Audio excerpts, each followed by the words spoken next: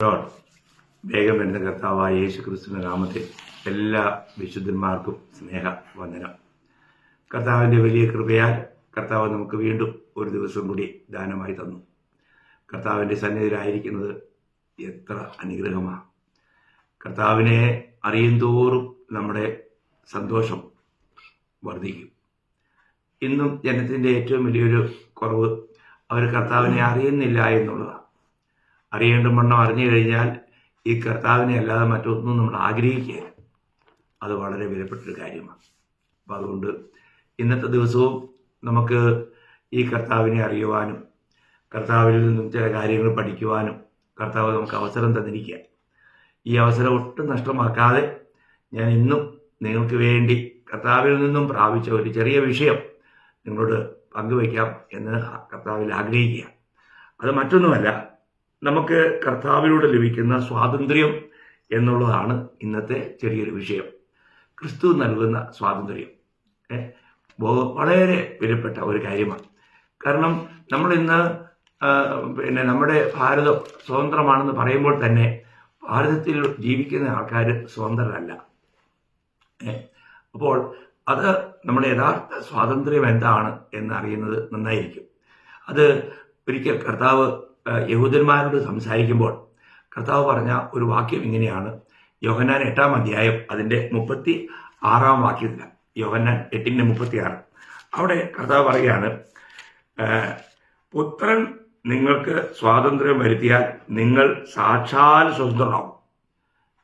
അപ്പോൾ പുത്രനിലൂടെ മാത്രമേ യഥാർത്ഥമായ സ്വാതന്ത്ര്യം അനുഭവമാക്കാൻ കഴിയൂ എന്ന് കർത്താവ് യഹൂദന്മാരോട് പറയും. കാരണമുണ്ട്. യഹൂദന്മാരോട് സ്വാതന്ത്ര്യത്തെക്കുറിച്ച് പറഞ്ഞപ്പോൾ അവർ പറയുന്ന കാര്യം അറിയോ? ഞങ്ങൾ, അതിൻ്റെ 33-ാം വാക്യം, അവർ അവനോട്, ഞങ്ങൾ അബ്രഹാമിന്റെ സന്തതി, ആർക്കും ഒരു നാളും ദാസന്മാരായിരുന്നിട്ടില്ല, നിങ്ങൾ സ്വതന്ത്രന്മാരാകും എന്ന് നീ പറയുന്നത് എങ്ങനെ എന്ന് ഉത്തരം പറഞ്ഞു. അപ്പോൾ യഹൂദന്മാർ പറയുന്നത്, ഞങ്ങൾ ആർക്കും ഒരിക്കലും ദാസന്മാരായിരുന്നിട്ടില്ല, ഞങ്ങൾ അബ്രഹാമിന്റെ സന്തതിയാണ്. എന്തൊരു പോഷത്വം അവർ പറയുന്നില്ലേ? അവര് എത്ര സത്യം മറച്ചു വെച്ചാൽ അവർ പറയുന്നേ. നമുക്കറിയാം, നമ്മൾ പ്രത്യേകിച്ചും കർത്താവ് ഈ ജനത്തോട് പറഞ്ഞൊരു കാര്യം ഞാൻ നിങ്ങളെ ഓർപ്പിക്കട്ടെ. ആവർത്തന പുസ്തകം 15-ാം അധ്യായം അതിൻ്റെ 15-ാം വാക്യത്തിൽ ദൈവം തന്നെ ഈ ജനത്തോട് പറഞ്ഞൊരു കാര്യം. ആവർത്തനം 15:15, നീ മിസ്രയീം ദേശത്ത് അടിമയായിരുന്നുവെന്നും നിന്റെ ദൈവമായ യഹോവ നിന്നെ വീണ്ടെടുത്തുവെന്നും ഓർക്കണം.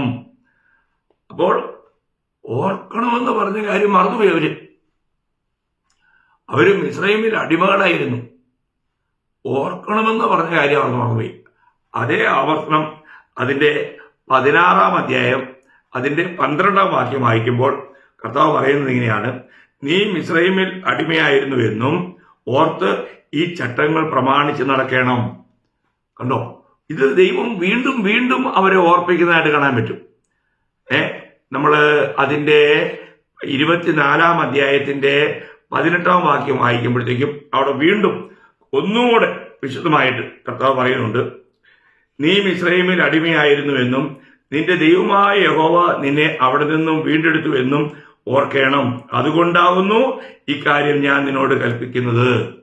കണ്ടോ, അതേ അധ്യായത്തിന്റെ 21-ാം വാക്യത്തിൽ വീണ്ടും വായിക്കുന്നത് ഇങ്ങനെയാണ്. അതിന്റെ അവസാന ഭാഗത്ത്, നീ മിസ്രയീം ദേശത്ത് അടിമയായിരുന്നു എന്ന് ഓർക്കണം. കണ്ടോ, എത്ര പ്രാവശ്യം അവരോട് പറഞ്ഞിരുന്നേ. അപ്പൊ അവര് പറയണ, ഞാൻ ഒരിക്കലും ആർക്കും അടിമയായിരുന്നില്ലെന്ന്. അതിനുശേഷം അവര് ബാബേൽ രാജാവ് അവരെ അടിമകളായി പിടിച്ചുകൊണ്ട് പോയി. നിങ്ങൾക്കറിയാം ചരിത്രം. നെബൂഖദ്നേസർ മേദ്യ പാർസ്യർക്ക് അവർ അടിമകളായിരുന്നു. മാത്രമല്ല ഇപ്പോൾ അവർ ആയിരിക്കുന്നതും റോമർക്ക് അടിമകളായിട്ടാണ്. എന്നിട്ടും അവർ പറയുന്നത് ഞങ്ങൾ ആർക്കും അടിമയല്ലെന്ന്. നോക്കണേ. അപ്പോൾ കർത്താവിലൂടെയാണ് നമുക്ക് യഥാർത്ഥമായിരിക്കുന്ന സ്വാതന്ത്ര്യം ലഭിക്കുന്നത് എന്നുള്ളത്. അപ്പോൾ ഇവിടെ കർത്താവ് എടുത്തു പറയുന്ന ഒരു കാര്യമുണ്ട്. അതിന് യേശു ആമേൻ ആമേൻ ഞാൻ നിങ്ങളോട് പറയുന്നു. അതിന്റെ യോഹന്നാൻ അതിന്റെ 8-ാം അധ്യായം 34-ാം വാക്യം. അതിന് യേശു ആമേൻ ആമേൻ ഞാൻ നിങ്ങളോട് പറയുന്നു, പാപം ചെയ്യുന്നവനെല്ലാം പാപത്തിന്റെ ദാസനാകുന്നു. നോക്കുക, നിങ്ങൾ പാപികളാണെന്നാ പറഞ്ഞേ. അപ്പോൾ നമ്മുടെ ജീവിതത്തിൽ ഒരു പാപം ചെയ്യുന്ന ഒരു വ്യക്തി പാപത്തിന്റെ ദാസനാണ്. നമ്മുടെ ജീവിതത്തിൽ നമുക്ക് ഈ കർത്താവിലൂടെ ലഭിക്കുന്ന സ്വാതന്ത്ര്യം, നമുക്ക് ഏതെല്ലാം നിലയിലുള്ള സ്വാതന്ത്ര്യമാണ് കർത്താവ് തരുന്നതെന്നാണ് നമ്മൾ ഇന്ന് ചിന്തിക്കുന്നത്. അപ്പം അതിൽ ഒന്നാമത്തെ കാര്യം, പാപത്തിൽ നിന്നും കർത്താവ് നമുക്ക് വിടുതൽ സ്വാതന്ത്ര്യം തരുന്നു. നമ്മളെല്ലാം പാപത്തിന്റെ അടിമകളായി ജനിച്ചവരാണ്. നമുക്കറിയാം, നമ്മൾ കർത്താവായ യേശുക്രിസ്തുവിൽ വിശ്വസിച്ചറിയുമ്പോൾ നമ്മുടെ ഒരു വലിയ കർത്തവ്യം, നാം ചെയ്യേണ്ട ഒരു കാര്യം, റോമാലേഖനം 6-ാം അധ്യായത്തിന്റെ 16-ാം വാക്യത്തിൽ കർത്താവ് അവിടെ വചനം പറയുന്നുണ്ട്. ഒന്നുകിൽ അതിന്റെ ബി പാർട്ട്, റോമാലേഖനം 6-ാം അധ്യായം 16-ാം വാക്യത്തിന്റെ ബി പാർട്ട്, ഒന്നുകിൽ മരണത്തിനായി പാപത്തിന്റെ ദാസന്മാർ, അല്ലെങ്കിൽ നീതിക്കായി അനുസരണത്തിന്റെ ദാസന്മാർ തന്നെ. അപ്പോൾ നമ്മൾ ഒരിക്കൽ ക്രിസ്തുവിലാവുന്നതിന് മുൻപ്, രക്ഷിക്കപ്പെടുന്നതിന് മുൻപ് നമ്മൾ പാപത്തിന്റെ ദാസന്മാരായിരുന്നു. ഇന്ന് നമ്മൾ ദൈവത്തിന്റെ ദാസന്മാരായി, നീതിയുടെ ദാസന്മാരായി നമ്മൾ പ്രവർത്തിക്കണം, ജീവിക്കണം എന്നുള്ളതാണ് ദൈവത്തിന്റെ ആഗ്രഹം. അപ്പൊ ദൈവം ഒന്നാമത്തെ കാര്യം നമുക്ക് എന്ത് ചെയ്തു? നമുക്ക് പാപത്തിൽ നിന്നും, ആ പാപത്തിന്റെ ദാസത്വത്തിൽ നിന്നും ദൈവം നമ്മളെ സ്വതന്ത്രരാക്കി. ഇന്ന് നമ്മൾ വളരെ സൂക്ഷിക്കണം നമ്മുടെ ജീവിതം. സ്വതന്ത്രമാക്കപ്പെട്ട നമ്മൾ വീണ്ടും പാപത്തിലേക്ക് പോകാതെ നമ്മളെ തന്നെ സൂക്ഷിക്കണം. നിശ്ചയമായും നമ്മൾ അറിഞ്ഞോ അറിയാതെയോ നമ്മുടെ ജീവിതത്തിൽ പലപ്പോഴും പാപങ്ങൾ, തെറ്റുകൾ ഉണ്ടാകും. എന്നാൽ ഉടനെ അത് ഏറ്റുപറഞ്ഞ് ഉപേക്ഷിച്ച് ആ സ്വാതന്ത്ര്യം അനുഭവിക്കാൻ നമുക്കിടയാണ്. അപ്പോൾ ഒന്നാമത്തെ ദൈവം തരുന്ന സ്വാതന്ത്ര്യം പാപത്തിൽ നിന്നുമുള്ള സ്വാതന്ത്ര്യമാണ്. രണ്ടാമത്തെ നമുക്ക് ലഭിക്കുന്ന സ്വാതന്ത്ര്യം എന്നുള്ളത് രോഗത്തിൽ നിന്നുമുള്ള സ്വാതന്ത്ര്യമാണ്. നോക്കണം, നമുക്കറിയാം കർത്താവ് രോഗികൾക്കും സൗഖ്യം നൽകുന്നവനാണ്. എന്നാൽ കർത്താവിന്റെ വരവും മരണവും ഒക്കെ നമ്മളുള്ള ബന്ധത്തിൽ രോഗത്തിന് വേണ്ടിയല്ല, അത് നമ്മുടെ പാപത്തോടുള്ള ബന്ധത്തിലാണെന്നുള്ളത് നമുക്കറിയാം. അപ്പൊ ഇവിടെ നമുക്കറിയാം, 18 വർഷമായി കൂനിയായിരുന്ന ഒരു സ്ത്രീയെ കർത്താവ് വിടുവിച്ചു. അപ്പോൾ അവിടെ പറഞ്ഞിരിക്കുന്നത് ഈ കൂന് എന്നുള്ളത് അതൊരു പൈശാചിക ബന്ധനമായിരുന്നുള്ള. അപ്പൊ അനേക രോഗങ്ങളുടെയും പിന്നിൽ പിശാചിന്റെ കൈയുണ്ട് എന്നുള്ളതാണ് സത്യം. അപ്പോൾ പാപത്തിന്റെ ഫലമായിട്ട് അനേക രോഗം ഉണ്ടാകുന്നുണ്ട്. എല്ലാ രോഗങ്ങളും പാപത്തിന്റെ ഫലമായിരിക്കണമെന്ന് നിർബന്ധമില്ല. അപ്പോൾ ഇവിടെ നമുക്ക് വായിക്കാൻ കഴിയുന്ന ഒരു കാര്യം, ഇത് ലൂക്കോസിന്റെ സുവിശേഷത്തിലാണ്, നിങ്ങൾക്കറിയാമായിരിക്കുമല്ലോ. അതിന്റെ 10 മുതൽ 17 വരെ വായിക്കണം. എങ്കിലും ഞാനിപ്പോൾ അതിന്റെ 16-ാം വാക്യം മാത്രം നിങ്ങൾക്ക് വിശദമായി മനസ്സിലാക്കാനായിട്ട് നിങ്ങൾ ലൂക്കോസിന്റെ സുവിശേഷം 13-ാം അധ്യായം 10 മുതൽ 17 വരെയുള്ള വാക്യം വായിക്കുക. ഞാനിപ്പോൾ അതിന്റെ 16-ാം വാക്യം മാത്രമേ വായിക്കുന്നുള്ളൂ. അവിടെ വായിക്കുന്നത് എങ്ങനെയാണ്? എന്നാൽ സാത്താൻ 18 സംവത്സരമായി ബന്ധിച്ചിരുന്ന അബ്രഹാമിന്റെ മകളായ ഇവിടെ സബത്ത് നാളിൽ ഈ ബന്ധനം അഴിച്ചുവിടേണ്ടതല്ലയോ എന്ന് ഉത്തരം പറഞ്ഞു. അപ്പോൾ കർത്താവ് അത് ഒരു സബത്ത് നാളിൽ ചെയ്തുകൊണ്ട് അവിടെ ഉണ്ടായിരുന്ന യഹൂദന്മാർക്ക്, ശാസ്ത്രിമാർക്ക്, പരീക്ഷന്മാർക്ക് ഇതൊന്നും സഹിക്കാൻ കഴിഞ്ഞില്ല. അപ്പോൾ ഇവിടെ നമുക്ക് കാണാൻ കഴിയുന്നത് കർത്താവ് എന്ത് ചെയ്യുന്നു? നമ്മളെ രോഗബന്ധനങ്ങളിൽ നിന്നും വിടുവിക്കുന്നു. അപ്പോൾ ഒന്ന്, പാപത്തിന്റെ ദാസ്യത്വത്തിൽ നിന്നും വിടുവിക്കുന്നു. 2, രോഗത്തിൽ നിന്നും നമ്മളെ വിടുവിക്കുന്നു.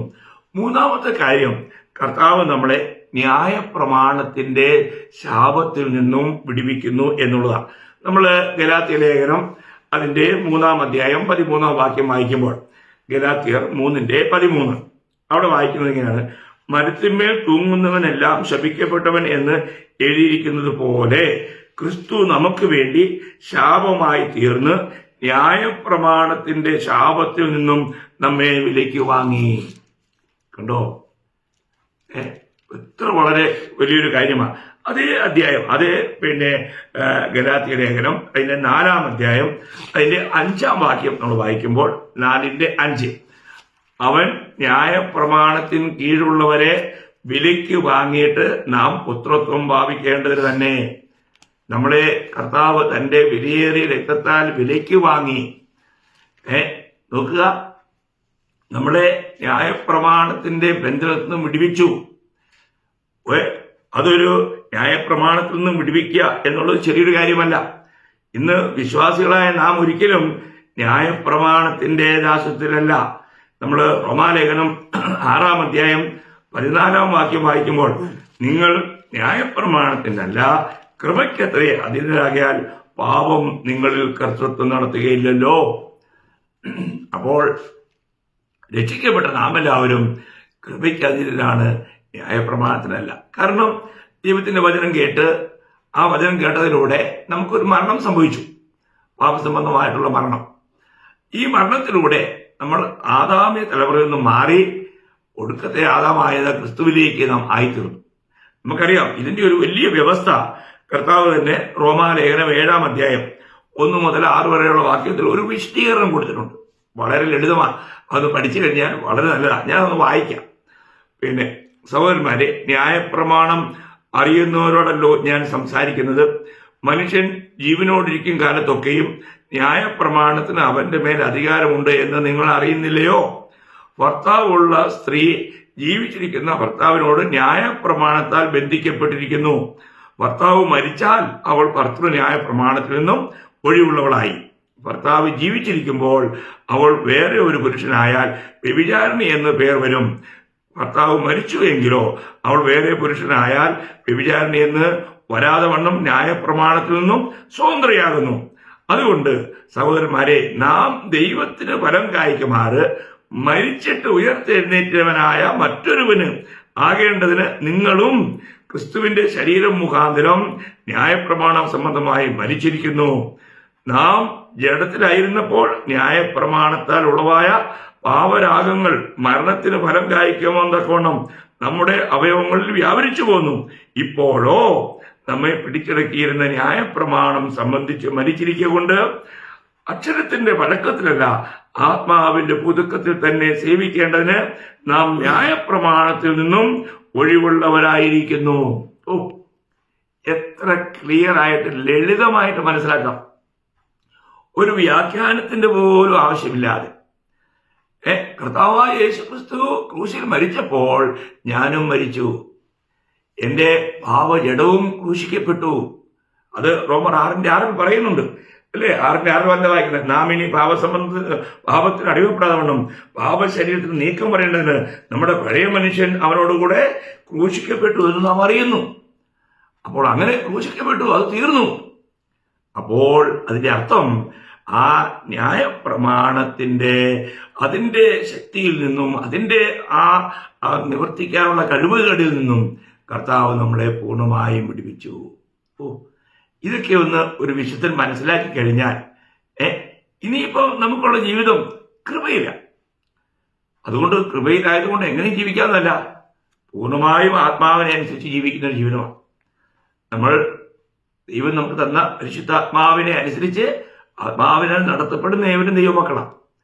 അപ്പോൾ നമ്മൾ നീതീകരിക്കപ്പെട്ടിരിക്കുന്നു, നമ്മൾ ഇന്ന് വിശുദ്ധരാണ്, കർത്താവിന് വേണ്ടി വേർതിരിക്കപ്പെട്ടവരാണ്. അതുകൊണ്ട് തന്നെ ഇനി നാം ന്യായപ്രമാണത്തിനല്ല കൃപയ്ക്കത്രേ അധീനരായിരിക്കുന്നു എന്ന് തിരുവചനം പറയുന്നു. അപ്പോൾ നമുക്ക് പാപത്തിൽ നിന്നും കർത്താവ് സ്വാതന്ത്ര്യം തന്നു, പിന്നെ രോഗത്തിൽ നിന്നും കർത്താവ് സ്വാതന്ത്ര്യം തന്നു. ഈ രോഗത്തിന്റെ കാര്യമൊക്കെ പറയുമ്പോൾ എനിക്ക് വളരെ ഒരു അനുഭവമുള്ള ഒരു കാര്യമുണ്ട്. ഞാൻ രക്ഷിക്കപ്പെടുന്നതിന് മുൻപ് വളരെയധികം വലിവ് എന്ന ഒരു വല്ലാത്ത രോഗത്തിന് അടിമയായിരുന്നു. എന്നാൽ ഞാൻ രക്ഷിക്കപ്പെട്ട ആ ദിവസം അതിന്റെ പിന്നിൽ പ്രവർത്തിച്ചത് ഒരു പൈശാചിക ദൂതനായിരുന്നു എന്ന് വ്യക്തമായി മനസ്സിലാക്കാൻ കഴിഞ്ഞു. ഞാൻ വളരെ ഭാരപ്പെട്ടിട്ടുണ്ട്, ശ്വാസം കിട്ടാതെ വളരെ വിഷമിച്ചിട്ടുണ്ട്.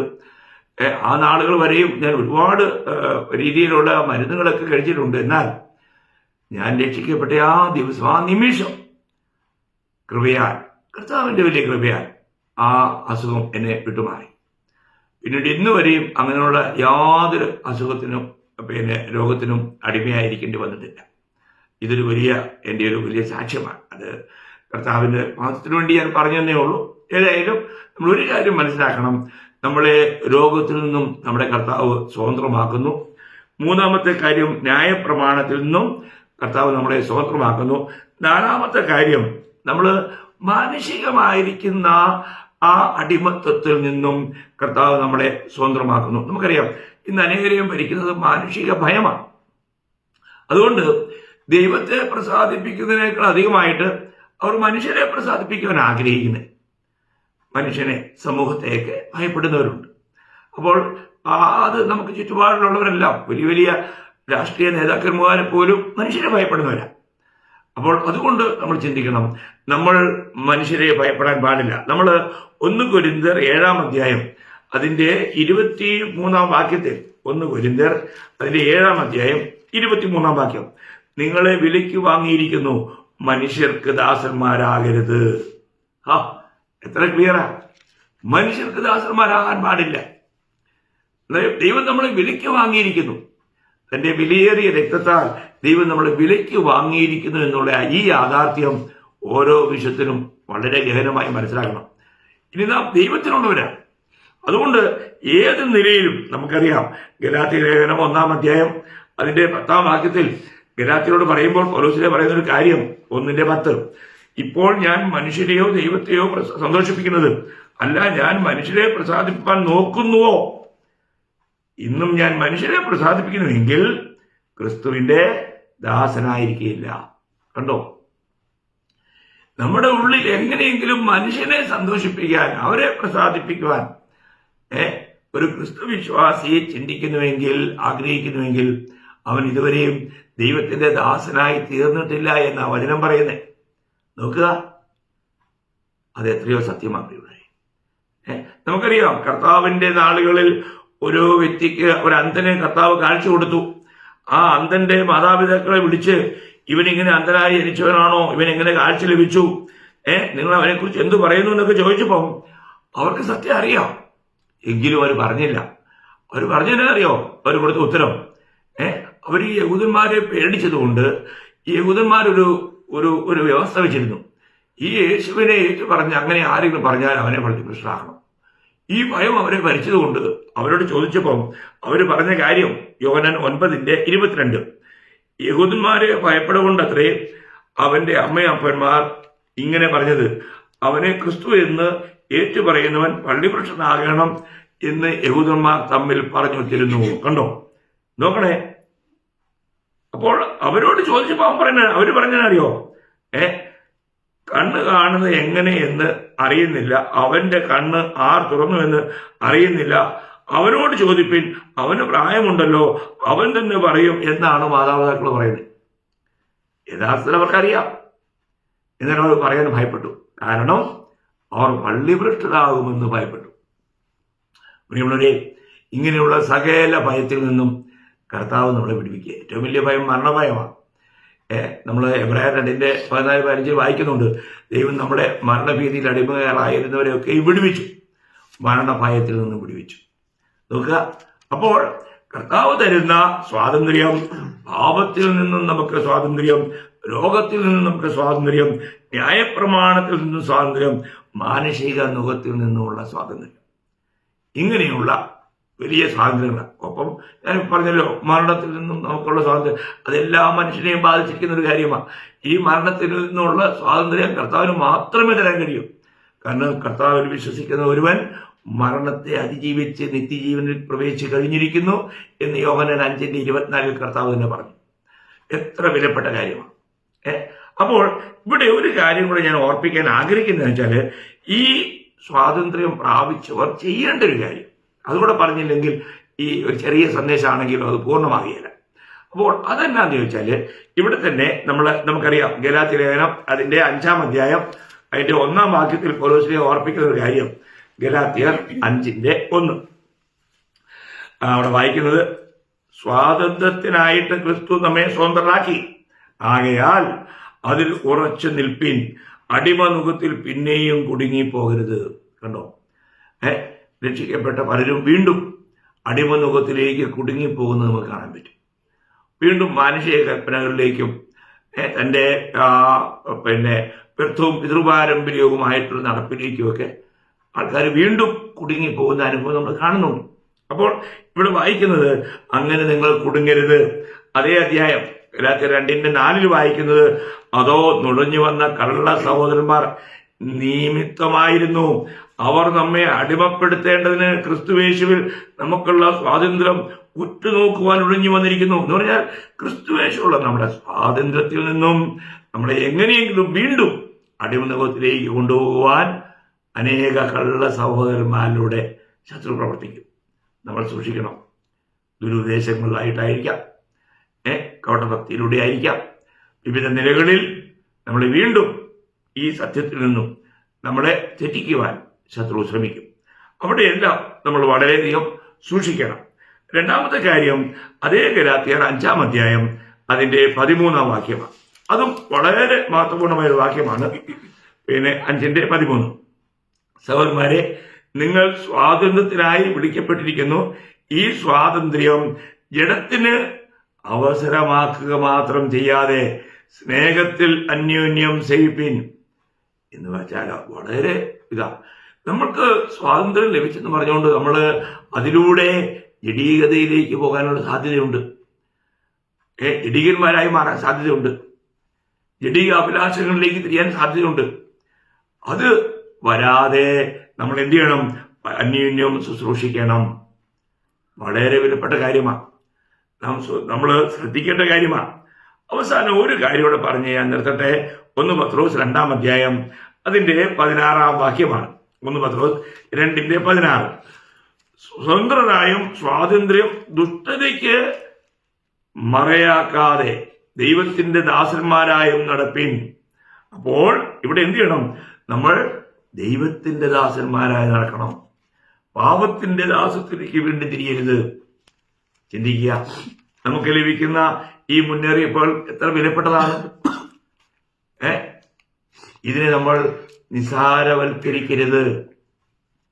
ഇതിനെ നമ്മൾ വളരെ ഗൗരവമായിട്ട് തന്നെ കാണണം. എല്ലാ ദൈവമക്കളോടും എനിക്ക് പറയാനുള്ളത് ഇതാ. അപ്പോൾ ക്രിസ്തുവിലൂടെയുള്ള ഈ സ്വാതന്ത്ര്യം അനുഭവിക്കുന്ന നാം വീണ്ടും അടിമനുഭവത്തിലേക്ക് പോകുവാനായിട്ടുള്ള സാധ്യതകളുണ്ട് എന്നൊരു മുന്നറിയിപ്പ് തിരുവചനം നമുക്ക് നൽകുന്നുണ്ട്. അതുകൊണ്ട് ഇന്ന് നമുക്കറിയാം, ഇന്ന് അനേക വിശുദ്ധന്മാരെ നോക്കിയാൽ അവർക്കൊരു യഥാർത്ഥമായ സന്തോഷം അവരിൽ കാണുന്നില്ല. കാരണം അവർ എവിടെയെങ്കിലും നമ്മൾ ഈ 1 പത്രോസിന്റെ 2:19 1 പത്രോസ് അതിന്റെ 2 പത്രോസില്ല 2 പത്രോസ് അതിന്റെ 2:19 2 പത്രോസ് 2-ാം അധ്യായം അതിന്റെ 19-ാം വാക്യം അതിന്റെ അവസാന ഭാഗത്ത് അവിടെ വായിക്കുന്നു, ഒരുത്തൻ ഏതിനോട് തോൽക്കുന്നുവോ അതിന് അടിമപ്പെട്ടിരിക്കുന്നു. അപ്പോൾ നമ്മൾ എവിടെയെങ്കിലും തോൽക്കുന്നുണ്ടോ എന്ന് നമ്മൾ നോക്കണം. കൃപ ലഭിച്ച് നമ്മൾ ആ കൃപയിൽ നിൽക്കണം. നമ്മൾ എവിടെയെങ്കിലും തോൽക്കുന്നുണ്ടോ? ചിലർക്ക് ഒരുപാട് വാചാലകരായിട്ട് ഒരുപാട് വർത്തമാനം പറയുന്ന സ്വഭാവമായിരിക്കും. ഒരു തോൽവി അവരുടെ വാക്കുകൾ പെരുകുമ്പോൾ ലംഘനം ഉണ്ടാവുന്ന അപ്പോൾ അതും ഇതുമല്ല ഇങ്ങനെ പറഞ്ഞുകൊണ്ടിരിക്കും. പ്രിയമുള്ളവരെ, നമ്മൾ വളരെ ശ്രദ്ധിക്കണം. നമ്മളെ എങ്ങനെയെങ്കിലും വീണ്ടും അടിമനുഭവത്തിലേക്ക് കൊടുക്കുവാൻ ശത്രു ശ്രമിക്കും. അപ്പോൾ അത് വരാതെ നമ്മൾ യഥാർത്ഥമായിരിക്കുന്ന ക്രിസ്തുവിലുള്ള സ്വാതന്ത്ര്യം, ദൈവത്തിന്റെ ആത്മാവുള്ളടത്ത് സ്വാതന്ത്ര്യം ഉണ്ടെന്ന അല്ലെ നിങ്ങൾക്കറിയാം. 2 കൊരിന്ത്യർ അതിന്റെ 3-ാം അധ്യായം 17-ാം വാക്യം 2 കൊരിന്ത്യർ 3:17 കർത്താവ് ആത്മാവാകുന്നു, കർത്താവിന്റെ ആത്മാവുള്ളിടത്ത് സ്വാതന്ത്ര്യമുണ്ട്. പറയുന്നതിന്റെ സാരം, നമ്മൾ ആത്മാവിലാണെങ്കിൽ യഥാർത്ഥമായ സ്വാതന്ത്ര്യം അനുഭവിക്കാൻ കഴിയും. അപ്പം ഈ സ്വാതന്ത്ര്യത്തിൽ യഥാർത്ഥമായി നാം നിലനിൽക്കുവാൻ ആഗ്രഹിക്കുന്നുവെങ്കിൽ എന്ത് ചെയ്യണം എന്നും കൂടെ ഒരു വാക്യം പറഞ്ഞ് ഞാൻ നിർത്താം. അത് വളരെ വിലപ്പെട്ട കാര്യമാണ്. പ്രിയമുള്ളവരെ, നമ്മൾ ഈ സ്വാതന്ത്ര്യത്തിൽ നിലനിൽക്കണമെങ്കിൽ, ഈ സ്വാതന്ത്ര്യം എപ്പോഴും ആസ്വദിക്കണമെങ്കിൽ എന്ത് ചെയ്യണം? നമ്മൾ ദൈവത്തിന്റെ സത്യവചനത്തിൽ നിലനിൽക്കണം. സത്യവചനത്തിൽ നിലനിൽക്കണം. അതാണ് യോഹന്നാന്റെ സുവിശേഷം 8-ാം അധ്യായം അതിന്റെ 31-32 വാക്യം. വിശ്വസിച്ചു എന്ന് പറഞ്ഞിട്ട് കാര്യമില്ല. നമ്മൾ ആ വചനത്തിൽ നിലനിൽക്കണം. അല്ലെങ്കിൽ ആ വചനത്തെ നമ്മൾ അനുസരിക്കണം, പ്രമാണിക്കണം. ഇത് വളരെ പ്രാധാന്യമുള്ള കാര്യമാണ്. ഞാനത് വായിക്കാം. തന്നിൽ വിശ്വസിച്ച യഹൂദന്മാരോട് യേശു, എന്റെ വചനത്തിൽ നിലനിൽക്കുന്നു എങ്കിൽ നിങ്ങൾ വാസ്തവമായി എന്റെ ശിഷ്യന്മാരായി സത്യം അറിയുകയും സത്യം നിങ്ങളെ സ്വതന്ത്രരാക്കുകയും ചെയ്യും. കണ്ടോ? അപ്പോൾ നമുക്ക് ദൈവവചനത്തിൽ നിലനിൽക്കുന്ന ഒരു അനുഭവം ഉണ്ടായിരിക്കണം. ഇന്ന് അനേർക്കും വചനമൊക്കെ അറിയാം, പക്ഷെ അവരത് നിലനിൽക്കുന്നില്ല, അല്ലെങ്കിൽ അത് പ്രായോഗിക ജീവിതത്തിൽ കൊണ്ടുവരുന്നില്ല. അങ്ങനെയായിട്ട് എന്താ കാര്യം? നമ്മൾ വെറുതെ വാഗൊണ്ട് പറഞ്ഞതുകൊണ്ട് മാത്രം ദൈവം സന്തോഷിക്കുമോ? ഇല്ല. നമ്മൾ കൃത്യമായി ആ വചനപ്രകാരം നമ്മൾ ചെയ്യുന്നില്ല എങ്കിൽ ദൈവഹൃദയത്തിന് സന്തോഷം ഉണ്ടായിരിക്കില്ല. അപ്പോൾ നമ്മൾ ചെയ്യണം. എന്നെ അയച്ചവന്റെ ഇഷ്ടം ചെയ്യുന്നത് തന്നെ എന്റെ ആഹാരം എന്ന് കർത്താവ് പറഞ്ഞതുപോലെ നമ്മുടെ ജീവിതത്തിൽ നമ്മൾ കർത്താവ് പറഞ്ഞത് ചെയ്യുമ്പോൾ അത് നമുക്ക് ഒരു ആത്മീയ ആഹാരമായി നമ്മുടെ ആത്മീയ മനുഷ്യന്റെ പുഷ്ടിക്ക് കാരണമായി തീരും. അതിന് നമ്മൾ ഉത്സാഹിക്കണം. അപ്പോൾ ഇന്നത്തെ ദിവസം നാം ചിന്തിച്ചത് കർത്താവ് തരുന്ന സ്വാതന്ത്ര്യം, അത് ഏതെല്ലാം കാര്യത്തിൽ സ്വാതന്ത്ര്യം തരുന്നു? പാപത്തിൽ നിന്നും, രോഗത്തിൽ നിന്നും, ന്യായപ്രമാണത്തിൽ നിന്നും, മാനുഷിക നുഖത്തിൽ നിന്നും. അപ്പോൾ ഈ 4 കാര്യത്തിലാണ് ദൈവം നമുക്ക് തരുന്ന സ്വാതന്ത്ര്യം. അപ്പോൾ ഈ സ്വാതന്ത്ര്യത്തിൽ പ്രാപിച്ച് നമ്മൾ ചെയ്യേണ്ട കാര്യം, വീണ്ടും നമ്മൾ അടിമനുഖത്തിൽ കുടുങ്ങാതെ സൂക്ഷിക്കുക. അത് ജഡത്തിന് അത് മറയാക്കാതെ നമ്മൾ സൂക്ഷിക്കുക. അതിലൂടെ അന്യോന്യം നമ്മൾ സേവിക്കുകയാണ് വേണ്ടത്. മാത്രമല്ല, ദൈവത്തിന്റെ ദാസന്മാരായി നാം നടക്കുക. എത്ര അനുഗ്രഹീതമായ കാര്യമാണ് നമ്മുടെ ഈ ചെറിയൊരു ആയുസ്. അത് എല്ലാ നിലയിലും ക്രിസ്തുവിനുള്ള സ്വാതന്ത്ര്യം അനുഭവിച്ചുകൊണ്ട് കർത്താവിനെ സേവിപ്പാൻ, കർത്താവിന്റെ വരവിന് വേണ്ടി ഒരുങ്ങി കാത്തിരിപ്പാൻ കർത്താവ് നമ്മളെ സഹായിക്കട്ടെ.